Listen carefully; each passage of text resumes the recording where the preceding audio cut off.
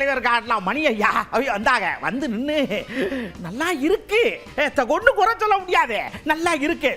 ஆனா இந்த சாதிவாரி இடஒதுக்கீடுல தான் நீங்க நம்மளை அப்படியே பாராமுகமா வச்சிருக்கீங்க, எதுக்கு நீங்க நம்மளை அல்லலோகப்படுத்துறீங்க, அப்படியே லோகத்தை தள்ளி விட்டுற வேண்டியவன அப்படின்னு கேட்டார். பாட்டாளி மக்கள் கட்சி தொடர்ந்து நாங்க வலியுறுத்தி வர்றது, நாட்டில் இருக்கிற எல்லா சமுதாய சங்கங்கள், ஜாதி சங்கங்கள்லாம் சொல்லி வலியுறுத்தி வருகிற சாதிவாரி மக்கள் தொகை கணக்கெடுப்பு மத்திய அரசு எடுக்கணும்னு வலியுறுத்துறோம்னு சொல்லியிருக்காங்க.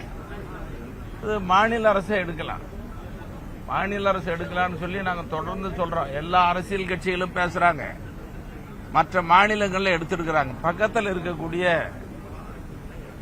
மாநிலங்கள், தெலுங்கானா மாநிலத்தில் காங்கிரஸ் முதலமைச்சர் இந்திய கூட்டணிக்கு தலைமையேற்று இருக்கிற ராகுல் காந்தி அவர்கள் தொடங்கி வச்சு சொல்லியிருக்கிறார்.